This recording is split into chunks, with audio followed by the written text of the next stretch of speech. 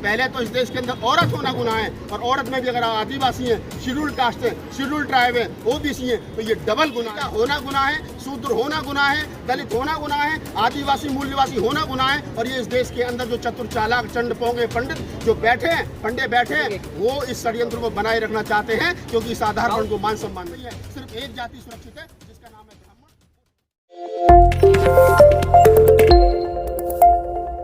देखिए, मणिपुर में बीजेपी की सरकार है, और बीजेपी का नारा था बेटी बचाओ बेटी पढ़ाओ, लेकिन वो बेटी बचाओ और बेटी पढ़ाओ के बजाय बेटी पटाओ वाला काम चल रहा है। और पटाओ के साथ साथ अब जो है वो नंगा करके रोड पर जो नंगा नाच किया जा रहा है, ये शर्मनाक है। देश के प्रधानमंत्री नरेंद्र मोदी को जवाब देना चाहिए, और मैं तो कह रहा हूँ जवाब नहीं देना चाहिए, इस्तीफा देना चाहिए। जिस देश के अंदर महिलाओं को नंगा करके रोड पर घुमाया जाता हो, देश की आधी आबादी को अपमानित किया जाता हो, संविधान की को धज्जी धज्जी कर दिया जाता हो, मनुस्मृति को लागू किया जाता हो, और देश का प्रधानमंत्री मुंह में दही जमा करके बैठा रहता हो, तो ऐसे प्रधानमंत्री को तुरंत तत्काल प्रभाव से इस्तीफा देना चाहिए। और जो विपक्ष की भूमिका में पार्टी है, उनकी जिम्मेदारी बन जाती है कि वो विपक्ष जो है वो अपनी महत्वपूर्ण जिम्मेदारी निभाते हुए सरकार को इस मुद्दे पर घेरे। सर, क्या लगता है कि पुरानी वीडियो है, विपक्ष इसको वायरल कर रहा है, विपक्ष पर तो यह आरोप लगाए जा रहे हैं? नहीं, अगर ये कह रहे हैं कि वीडियो पुराना, तो कब का पुराना है? महिलाएं हैं, मणिपुर की हैं, रोड पर उनके साथ शोषण अत्याचार हो रहा है। जिस प्रकार से जल्लाद नोचते हैं, इस प्रकार बहन बेटियों को नोचा जा रहा है और उनका वीडियो बना करके वायरल किया जा रहा है। ये लोग साबित क्या करना चाहते हैं? कभी दलितों को क्या नाम है थूक कर चटवाया जाता है, कभी यादव को थूक करके चटवाया जाता है, कभी वीडियो बना करके वायरल किया जाता है, कभी बहन बेटियों को छेड़ करके वीडियो बना करके वायरल किया जाता है। एक देश के 85% SC ST OBC माइनॉरिटी आधी आबादी महिलाओं को अपमानित किया जाता है, उनको क्या नाम है कहीं ना कहीं उनका वीडियो बना करके ये बताया जाता है, उनको खौफ पैदा किया जाता है सोसाइटी के अंदर। तो ये लोग चाहते क्या है? मुट्ठी भर लोग, और सरकार मुंह में दही जमा करके बैठी है। शर्म नहीं आती इन लोगों को? मर जाना चाहिए ऐसे लोगों को जो संवैधानिक पद पर बैठे। तत्काल प्रभाव से इस्तीफा देना चाहिए। कांग्रेस से सवाल पूछ रहा है इस पूरे मामले पर। मैं कांग्रेस से सवाल क्यों पूछ रहा हूँ? कांग्रेस कौन है भाई? कांग्रेस कौन है? राहुल गांधी कौन है? क्या नाम है? सोनिया गांधी कौन है? मनमोहन सिंह किसी संवैधानिक पद पर है? अरे अपनी पार्टी चला रहे हैं, विपक्षी भूमिका निभा रहे हैं, वो भी ईमानदारी से अगर वो नहीं कर पा रहे तो उनसे सवाल पूछना चाहिए। लेकिन मैं कह रहा हूँ कि बीजेपी की सरकार मणिपुर में, देश में बीजेपी की सरकार है, 56 इंच का सीना है प्रधानमंत्री जी का, और उस 56 इंच के सीना के सामने जिनको कहा जाता है ना झुकेंगे ना रुकेंगे, आज उनके सामने बहन बेटियों को निर्वस्त्र किया जाता हो, रोड पर घुमाया जाता हो, और ST समाज की महिलाएं, इस अनुसूचित जनजाति में आदिवासी समाज की महिलाएं, उनको अपमानित किया जाता हो, और देश में उत्तर भारत में धर्म की अफीम पिला करके राज करने की कोशिश की जा रही हो। ये ज्यादा दिन चलने वाला नहीं है। प्रधानमंत्री दुखी है ना? क्या दुखी है प्रधानमंत्री? दुखी होने से क्या हो रहा है? मुख्यमंत्री उनका है, करे ना बर्खास्त। क्यों नहीं राष्ट्रपति शासन लगाते हो? वहाँ राष्ट्रपति शासन लगाना चाहिए ना। ये कह देने से मैं बहुत दुखी हूँ, मेरे दलित भाइयों को मत मारो, मुझे मार लो, ये ड्रामा बहुत लंबे समय से चल रहा है, आगे नहीं चलेगा।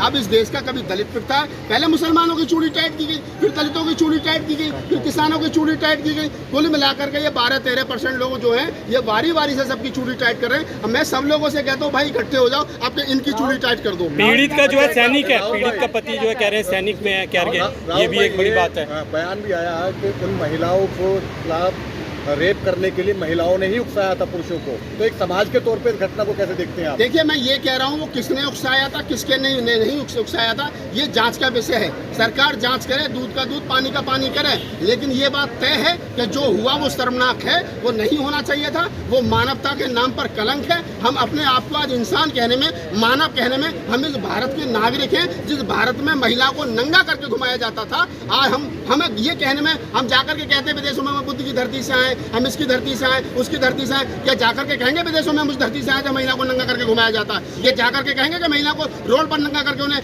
नोचा जाता है, उनके साथ में बदतमीजी की जाती है, और हमारा प्रधानमंत्री मुंह में दही जमा करके बैठा रहता है? तो ये शर्मनाक है। लेकिन नागपाल जी, दुर्गा पूजा में मिट्टी की महिला को साड़ी पहनाई जाती है, 9 दिन पूजा की जाती है, उसी ये जो ढोंग है ना पूजा वाला, सबसे पहले ये बंद होना चाहिए। इस देश की आधी आबादी महिलाओं को अपने अधिकारों के लिए लड़ना चाहिए। उन्हें कहना चाहिए हमें नहीं पूजना भैया, हमारी पूजा बंद करो, हमारी मंदिरों में मूर्तियां मत रखो, हमारी 9 दिन पूजा मत करो, हमें मान सम्मान दो, बराबरी दो, संवैधानिक राइट्स दो, हमें बराबरी में प्रॉपर्टी में बराबरी का हिस्सा दो, बेटों के बराबर हमें समझा जाए। हम हैं क्योंकि हम इस देश की आधी आबादी हैं। जिस दिन इस देश की महिलाएं ये मांग करेंगी तो मैं कहता हूँ कि निश्चित रूप से शोषण अत्याचार रुकेगा।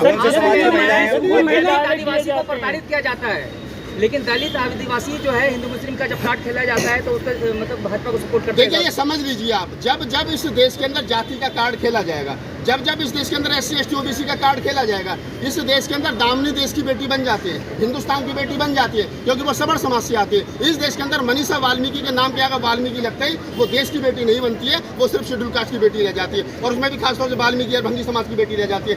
आप समझिए, ये जो चश्मा, जातिवादी चश्मा जिन लोगों ने लगा रखा है, जो बेटियों को एक तरफ कहते हैं कि नहीं साहब बेटी किसी की भी हो, सबकी बेटी है, लेकिन अगर एक सबर समाज की बेटी की इज्जत रोड पर लुटती है, उसके साथ में शोषण अत्याचार होता है, तो देश का गरीब, मजदूर, शोषित, पीड़ित, दलित, आदिवासी, हर एक आदमी जो है वो रोड पर उसके लिए न्याय की मांग करता है। लेकिन यही शोषण, यही अत्याचार किसी दलित की बेटी पर, आदिवासी समाज की बेटी पर जो मणिपुर में हुआ है, उनके ऊपर होता है, तो महिला आयोग भी मुंह में दही जमा करके बैठ जाता है, प्रधानमंत्री भी दही जमा करके बैठ जाते हैं, और वो तमाम संगठन जो बेटी बचाओ बेटी पढ़ाने की बात करते हैं, उनके मुंह में दही जम जाती है, क्योंकि वो बेटी, वो औरतें शेड्यूल कास्ट की पृष्ठभूमि से आती है, आदिवासी समाज से आती है, क्योंकि एक तो महिला और ऊपर से आदिवासी। इस देश के अंदर प्रधानमंत्री राष्ट्रपति आदिवासी समाज की महिला बनती है। अगर द्रौपदी मुर्मू देश के मंदिर में जाती हैं तो उनको बाहर खड़े होकर के पूजा करनी पड़ती है। तो देश के राष्ट्रपति रामनाथ कोविंद पूजा करने के लिए जाते हैं तो उनको सीढ़ी पर पूजा करनी पड़ती है। ये बात समझनी चाहिए। पहले तो इस देश के अंदर औरत होना गुनाह है, और औरत में भी अगर आदिवासी हैं, शेड्यूल कास्ट है,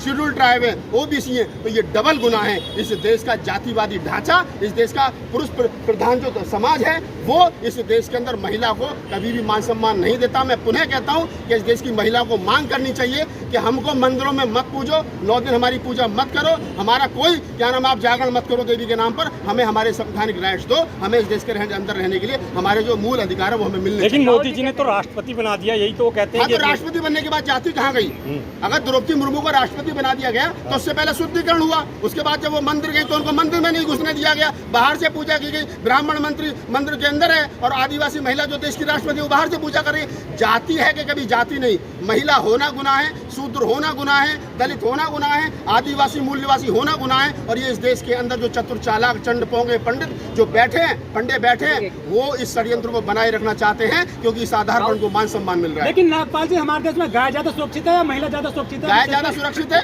और अब तो गाय भी सुरक्षित नहीं। पिछले दिनों आपने कानपुर में देखा एक पंडित जी किस प्रकार से गाय का शोषण अत्याचार कर रहे थे, उन पर 377 में मुकदमा दर्ज हुआ। तो गाय भी कहाँ सुरक्षित है? इस देश के अंदर कोई सुरक्षित नहीं है, सिर्फ एक जाति सुरक्षित है जिसका नाम है ब्राह्मण, वो सुरक्षित है केवल। राहुल जी, जिसने ये अत्याचार किया है उसको क्यों नहीं बोल पा रहे हैं लोग? क्या मतलब है ब्राह्मण कहने का? और क्या कहें? पंडित जी कहें, पंडित जी कहें, द्विवेदी त्रिवेदी शुक्ला जी मिश्रा जी पांडे जी कहें, क्या कहें? बताओ बताओ ना।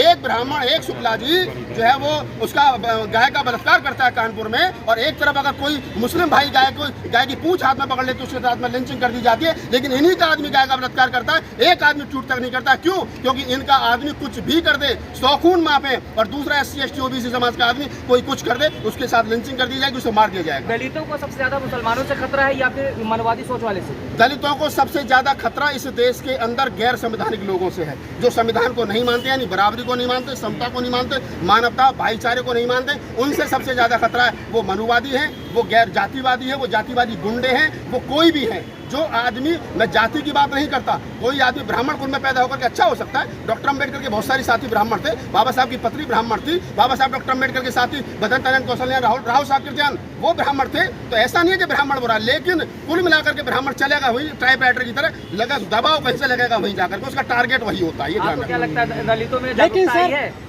दलितों में जागरूकता आई है? बिल्कुल जागरूकता नहीं आई। अगर जागरूकता नहीं आई होती तो मैं दलित समाज में पैदा होकर के बोल रहा होता, आप सुन रहे होते मुझे। मीरा हैदर के साथ है कि खिलाफ है? कौन मीरा हैदर? मीरा हैदर, सीमा हैदर। बताओ ना, सही रास्ते पे आओ ना। सीमा हैदर की बात कर रहे हैं। अब ये शंभू भाई भी कभी कभी ऐसे सवाल कर लेते हैं, हमारे सीनियर साथी हुए वरिष्ठ पत्रकार हैं, हमारे समाज के रवीश कुमार इनको कहा जाता है। अब ये सीमा हैदर पे आ गए, मैं बड़ा कंफ्यूज हूँ।